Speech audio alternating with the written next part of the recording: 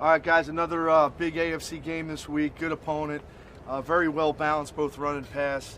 Line's very good. They've got very good receivers.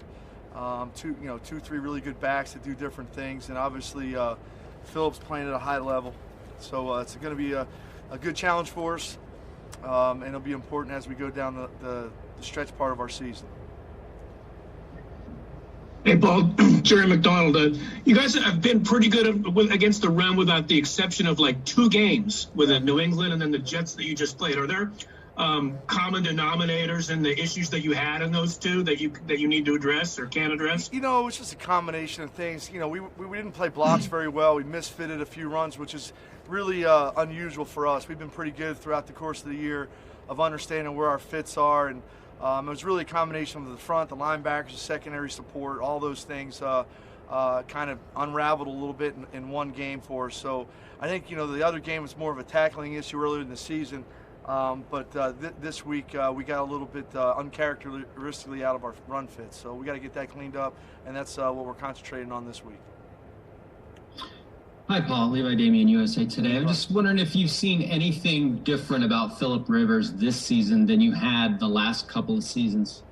He's still getting him in and out of plays at the line of scrimmage. It looks like, they're running a lot of plays that he's familiar with, both from a run and a pass standpoint. So, getting the ball out of his hand a little bit faster and those type of things. But he's a competitive guy. You gotta love the guy's attitude and all those things. He's a fun guy to go against. So it's a good challenge every time we play this guy. Paul, with Clee coming back after missing a couple of weeks and then getting those 2 big sacks, just how has his game progressed, and just how much confidence you think that'll give him going forward? I think it'll give him a lot of confidence. Kind of breaking through there, having 2 strip sacks like that, in one ball game, it can only build his confidence up. So he's doing a good job both inside and outside for us, and hopefully he can continue on that trend because we're going to need him. Hey, Paul, what do you see when you look at the Colts' 3 running backs? Well, they all possess all different things. They have some good downhill runners with the rookie. 21's their leading receiver, so they do a lot of things with him out of the backfield and out on the flanks. So they're a good group of guys that have multiple abilities to do different things. So, and they utilize them in the right way in their offense. Hey, Paul, what does Darryl Worley bring back? I know he's a familiar face and he's going to know the system, but what does he bring, and what was the appeal of bringing him back into the fold? He's a guy, obviously, at this point in the year, you want to bring a guy back who's familiar with what you're doing, and he did a lot of different things for us. He played outside corner, he played nickel, he played safety for us last year. So having a guy that can do all 3 of those things, we're getting banged up a little bit here and there in games where, all of a sudden you got a guy goes down early in the game, you got to kind of shift gears and go a different way, or maybe a package or 2 might have to get crossed off your list. So he's a guy that can come in who's a veteran player that knows what we do and can play all 3 spots. So his versatility will really help us. Yeah, Paul, I know it was just 8 snaps, so what do you think you got out of Beasley in his first game, and what does that mean for Nassib going forward since he was a healthy scratch? Well, that's why we go out and practice every week to see what our best combination of guys that we have. And I think Beasley showed that in practice that he was ready to go in there and play, and he's really a difference maker with his speed off the ball. It opens things up for some other guys when you have a guy like that has the quickness off the ball. So hopefully, we can evaluate the guys throughout the week this week, make a decision here on Friday at which way we're going to go, and if he's up and running, hopefully we can ramp him up a little bit.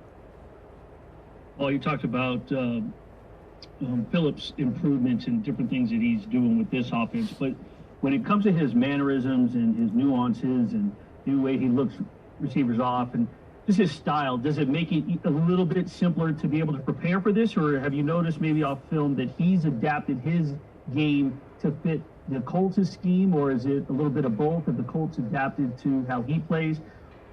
Just in terms of preparation, is it the familiarity, does that help? It helps with the skill set. Like I said, they're running some plays maybe that he might have run it with the Chargers, and along with some of the stuff they did in Indy in the past. So it's a combination of both, and it looks like the plays that maybe Indy had prior to Phillip coming there, he's adapted to those plays. So he's just playing at a high level.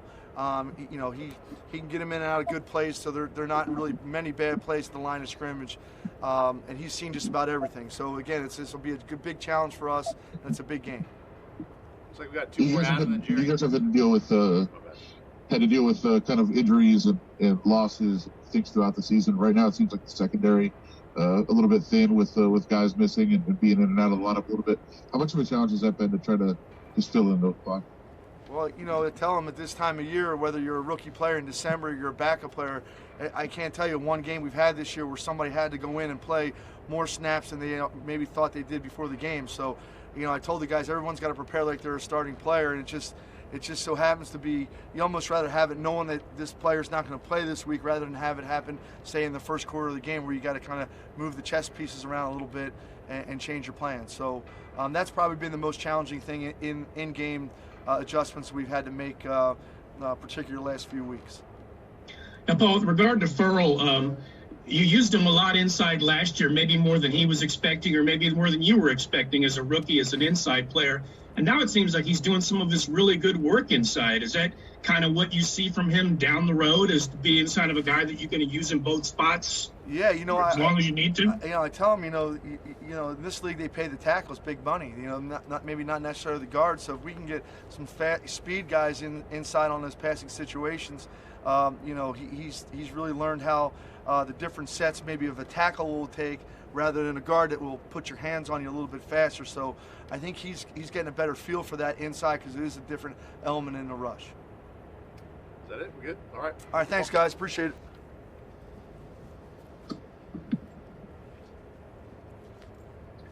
Hey, Jalen, how you doing, man? What's going on? Good to see you back. How tough was that hit you took that took you out of the game for a couple of weeks there, and how different does that offense look right now with Trent out there on the right side? I was in a good bit of pain. Basically, just a bruised sternum. So it was something different that I hadn't experienced before. Understanding that every movement that you do comes from the center of your body. So I was having, like, the first 2 days after the hit, I couldn't drive. I couldn't steer the steering wheel. That's how much limited movement I had. It was bruised, so thankfully it wasn't broken. Just been able to do some soft tissue stuff, get my range of motion back, and then from there it's just all about me being able to deal with the pain. But as far as our offense go, man, I continually to push it with ourselves, man. Continuing to go out there, work at our craft, work at better technique, better details on our offense, so that we can continue to put points up on the board. Y'all seen us put points up on the board all year long, and we believe that we can continue to do that going into the rest of December and getting into the playoffs in January. Hey, Jalen, good to see you. What have you seen the last few weeks as far as the running game? What's holding you guys back the last few games? Well, if y'all look at the film in the Jets, they had 9 people in the box. So that's really what that was all about. They basically, I don't know if it was because, the weather conditions, but they basically were like, y'all are not going to run the ball on us. We want to see y'all throw the ball. So honestly, that's been the thing. People are starting to stack the box against us, knowing that we are a run-first team, and then we'll throw off of the run. So people are trying to just get us, off schedule and have messes up that way by putting more people in the box. But again, that's why I say we just need to lock in on our details. Even with 9 people in the box, it was some runs that we left out there this past weekend, whether it was somebody missed an assignment going up to block or other things. So we just got to lock in on the details. Hey, Jalen, you talked about working on your craft. You had a big block on the touchdown pass to Ruggs when you were back on the max protection. And could you kind of compare what you know about blocking now compared to what you knew about it when you first came in as a free agent, and how hard you've worked on that area of your game? I've been blessed with some good running back coaches along the way, and me being able to take little keys and nuances from them to add to my game when it came to pass blocking. But for any running back in the league, when you look at film, at our level of the game, it's all about a want to. You just got to want to block as a running back. Most of the guys that you see, they're that seem timid, they're scared and don't really want to block and don't really have no meaningness to block. But for me, it's just more personal. Like, you know, I don't want to see DC laying on the ground after I done let somebody hit him, and now he's hurt. And the way his family's gonna look at him as he's hurt, and he have to go home and see his, you know, kids. So for me, it's just personal about protecting the men around me and protecting the man that I gotta protect. But again, just working on the craft. For me, just running back, just, you know, knowing to give them one way to the ball and knowing to take away one side, whether that's inside or outside. Sit for the bull rush, and then again, I'm aggressive. I'm an aggressive blocker, so I'm going in there to attack and to stop his momentum before he gets moving, because I am a smaller guy, so I have to get there and stop these bigger linebackers' momentum before they get moving. So, you know, like I said, I just take real pride in just protecting the guy behind me. Jalen, when you look at the season as a whole and how the offense has performed in correlation with the defense, probably the most complete game is going to be the Bronco game. But have we seen yet the best of the Raiders? Have we seen this team's best game from all three units, be it offense, defense, special teams? Have we seen the best of everything in one game for 60 minutes, or is it yet to come? No, I don't think it's yet to come. And you know, you'll never play a full perfect game, but we haven't played the best game that we can play as a full unit by far.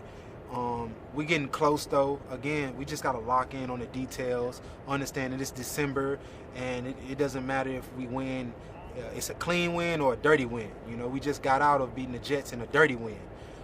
You know, it's December, and these things count, and it's win by any means. So we just get everybody healthy, get everybody back on the field. Again, that's one reason why I would say that we haven't played fully enough, because we haven't had our full team together to really, you know, go out there and just put it on film. So just getting everybody healthy to help us with this last stretch before playoffs and getting us into the dance, and from there just taking off and, again, honing in on the details and our crafts so that we can really show everybody what we're really capable of doing. Jalen, I wanted to ask about people that might have motivated you throughout your career, any athlete that you've really looked up to help inspire you in your style of play. Definitely, I grew up looking at like Ray Rice, Marshall Faulk, you know, guys, obviously Marshall Faulk because he caught the ball a lot. Ray Rice, same thing, was like kind of like my size. I looked at Darren Sproles. I just kind of I liked everybody at running back, but I think more so what I like to bring to my game is like just that intensity. Like now for me, it's more so just taking on what I got on that helmet. It's just like playing the Raider way, like looking back at like old Raider film and like how nasty and grimy and physical they played. And I see that when I see John Abrams out there on the field running around, and I would say John influences me a lot, because now I'm like wanting to go out there and just be. I'm already aggressive as it is, but like just, you know, playing with more of an intense feel, more a Raider way. So I would say, you know, those players, and obviously John being right now, and just old Raider players and watching old Raider film. That's what's been inspiring me a lot lately. Jalen, you've been around a while, obviously, around this team. When you have wins like you had Sunday, I mean, not that they happen very often, but a thrilling win like that, an exciting win where you guys take a victory when it looks like you might lose, is the week any different? Like, does practice feel different? Does it feel different around the facility? I wouldn't say it feels different. Obviously, everybody's happy we won, but we know we could have, you know, we wanted to win in a different fashion. So, you know, it's come in, you know, obviously enjoy the win, but come in and get ready for the next week. We take every week the same, basically, win or loss. Like, you got to come in. Coach talks about snapping clear. Like, you know, if you mess up on a play, forget that play because you got another play.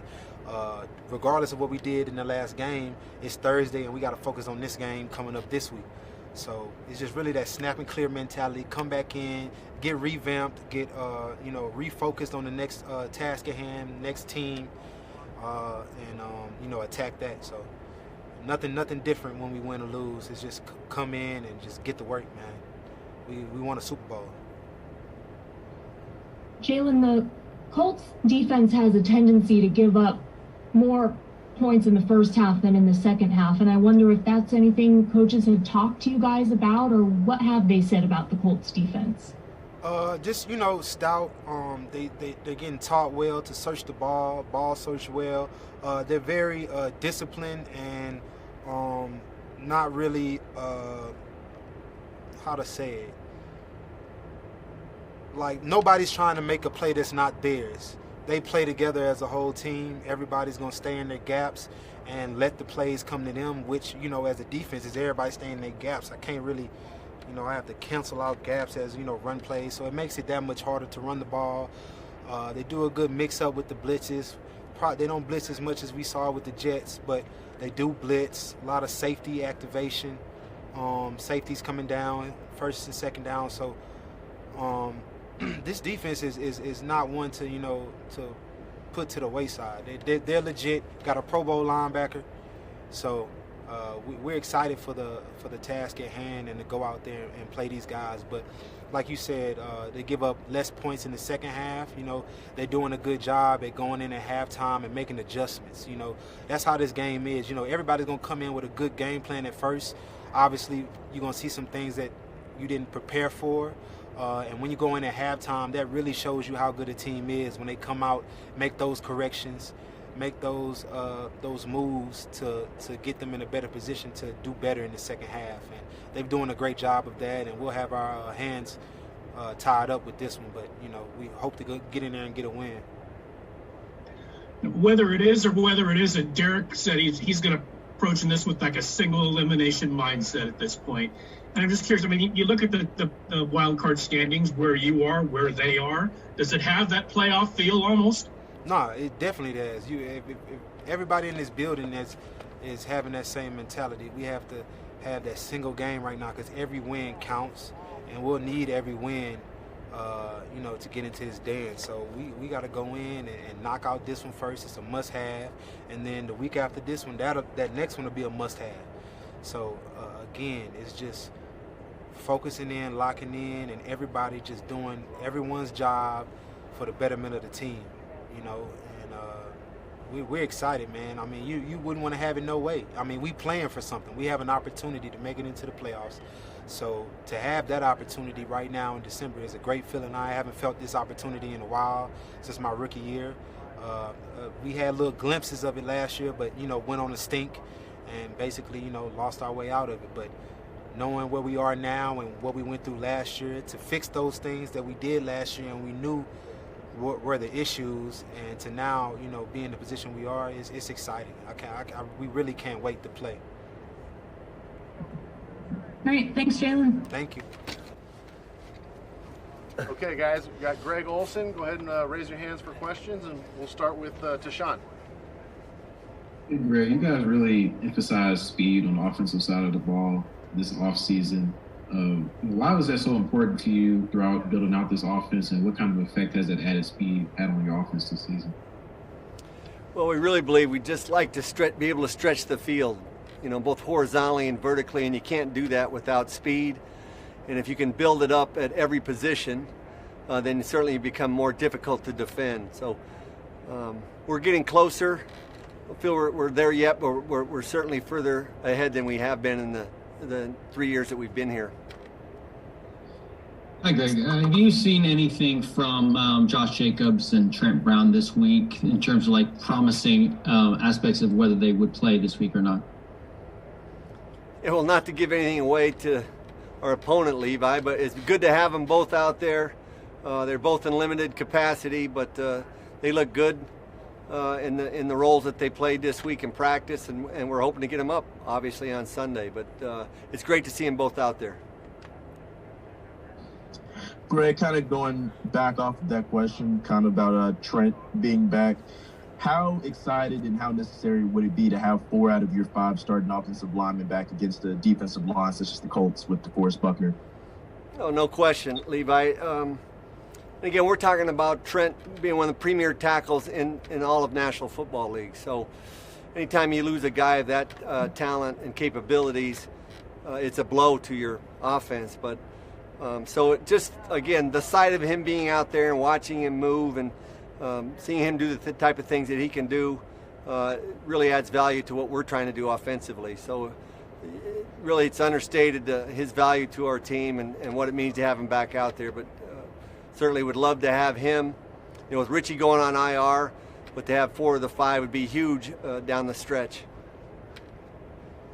How do you think you guys handled you had a lot of blitzes thrown at you last week. How do you think you handled them in general, and how are you handling this year, you think? Yeah, and talking with Kirby Wilson, you know, is the most blitzes that we've seen since we've been here. And we feel like the running backs won most of those matchups.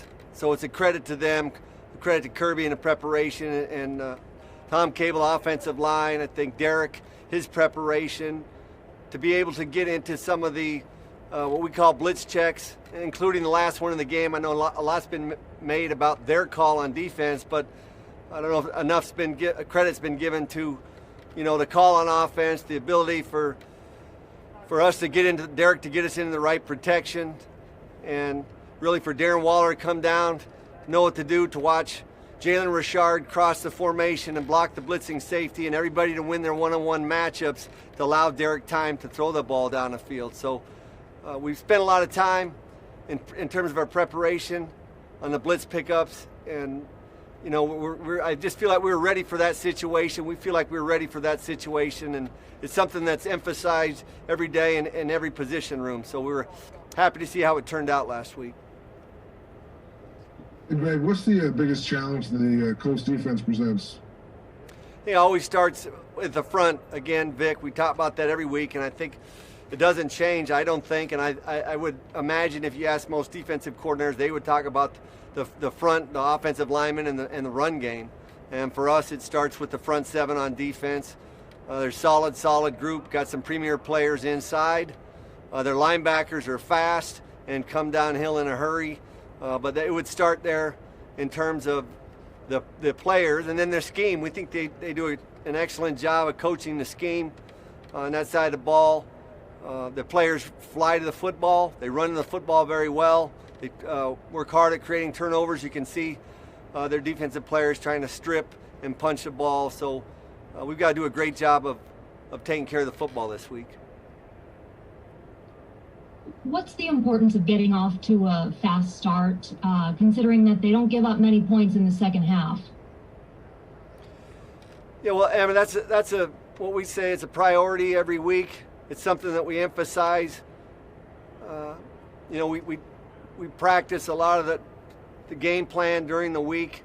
We go through our opening plays the night before the game, as most every team in the NFL does. So, you know, it adds to us confidence to our team when we can go out there and go right down the field and score. So we take a lot of pride in that. I know the players take a lot of pride in it in terms of their preparation and knowing what to do on that opening drive. So we always feel like it's important to get off to a fast start and try and build some momentum, especially late in the season when you're in a playoff run per se like we are. That it's just important in terms of the confidence, not only of our offensive players, but giving our defense some confidence too, if we can go out and score right away. Coach, what have you seen on the run game the last couple of weeks, and how much of a priority is it to kind of get a jump started a little bit? Yeah, again, as we said, that's always going to be a priority for us as a staff. We hit a few bumps in the road, you pointed out in the last couple of weeks, but we plan on getting back on track. It's always going to be an emphasis for us, again, as a staff, and it'll help getting Josh Jacobs back. Greg, I know the Jets blitzed a lot of times on Sunday, but how important is it to have somebody like Darren Waller that's such a matchup problem, especially in one-on-one matchups, to be able to have that as the counter in those type of situations? Well, it's huge, and we were happy to exploit some of those coverages and blitzes that we got, but also, Vincent, I think his ability to come in line and block, as he did on the last play of the game, I don't think there's a lot of tight ends in the league that receiving type tight ends, the H-back type tight ends that people use the Fs, that are move around tight ends. Not many of them will come in line and protect like Darren can do, or help in a run game. We do a lot of things in the run game that a lot of people don't notice in regards to Darren Waller, but we really believe he's an all-around tight end. He does a lot for us. He's arguably our most valuable player on offense, and we're glad that we have him. You mentioned Jalen about his block early, on that same play earlier, and he's a guy that's a pretty explosive player, but he hasn't got a lot of opportunities this year, and that never seems to bother him. I mean, what does it mean to have a guy like that on the team that, that will do the job that's asked of him and will kind of wait his turn and wants the ball, obviously, but will still, put the team first? Yeah, he's always understood his role here, Jerry, and he knows that if something were to happen to the top two backs, he's that guy that's got to come in and play that role as the lead running back. But his role on this team right now is as our third down running back, and he does an excellent job in protection, being the football intelligence that he possesses to do that job. But not only that, like you said, in stature, he's not a big player, but he plays with great heart. He plays with great leverage and strength. Very few times will you see in his career will you see him get run over. So his technique is great. Again, Kirby's done a great job in that room, and he's done a great job of embracing that role every week. And we're lucky to have him, and we're happy he's on our team. Hey, Greg, when it comes to a young player like Henry Ruggs, who already is going to have a lot of targets on his back from being the first receiver taken, but for him to make that big play, the game-winning catch after two bad plays in the game, how important is that really for him going forward? Yeah, you like to think in terms of his growth and development as a rookie wide receiver, it's huge.